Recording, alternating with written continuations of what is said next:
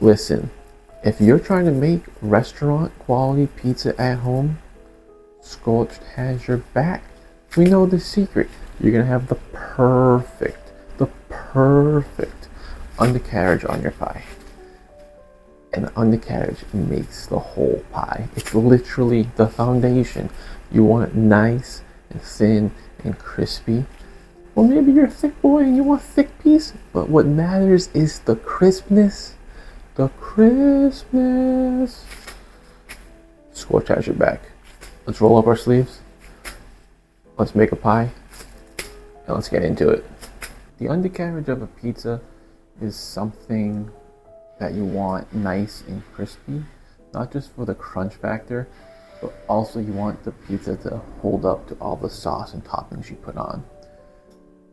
So the key, the secret, is probably not so secret anymore, guys. Because if you've seen our videos, you've seen us use it, it's the baking steel.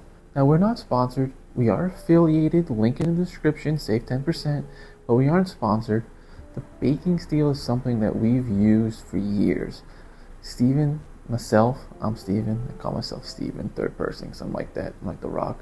Steven's had it for 3 years. Patrick's had it for 2. He's wanted it forever. And the pizzas on it, you'll see, you've seen them. You've seen our pizzas. They're perfect on the undercarriage. Some of you say a little burnt.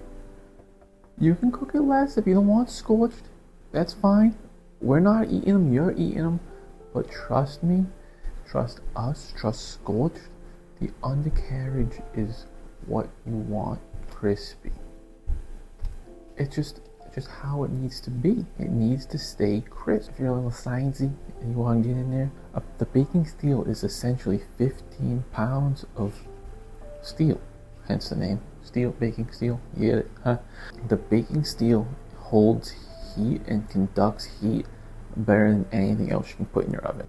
If you buy a big box of pans when you first get your apartment and it has like the perforated pan or however pan it is, the circular pan that says it's a pizza pan, that's not a pizza pan. And maybe it's a frozen pizza pan, but it's not a pizza pan. That's not going to work. You're not going to get the heat. It's not going to get hot enough, so it'll warp if it does get hot enough.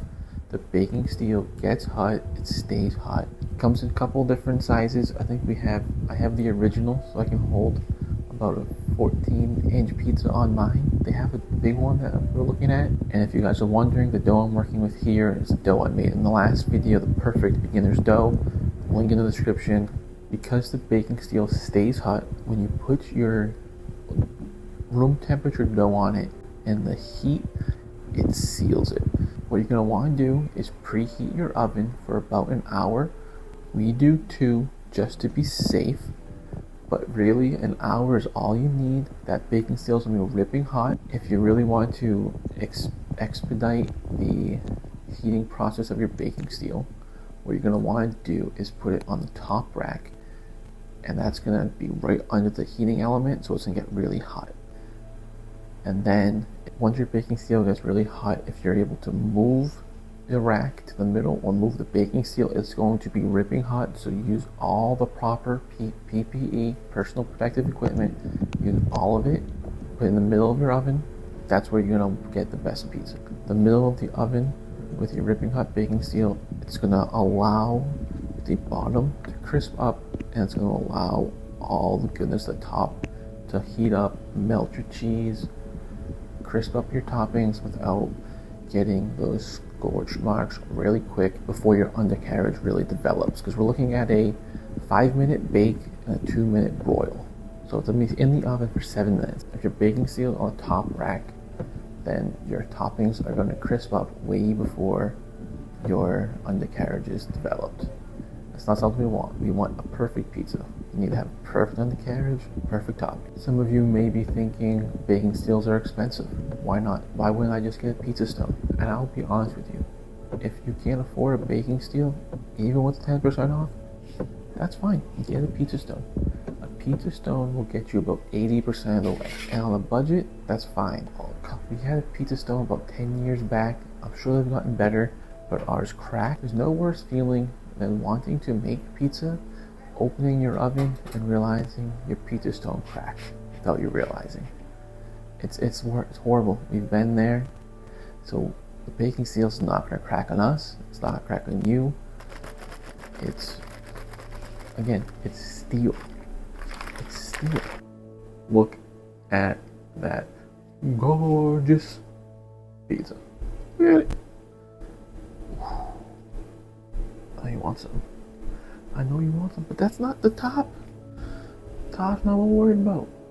We're here today to look at this beautiful undercarriage. You can't tell me that's not the perfect undercarriage. You can't tell me that. You can't tell me. You can't tell me that's not the perfect undercarriage. It's gorgeous. It's more beautiful than top. The top is for pictures. The undercarriage is for business.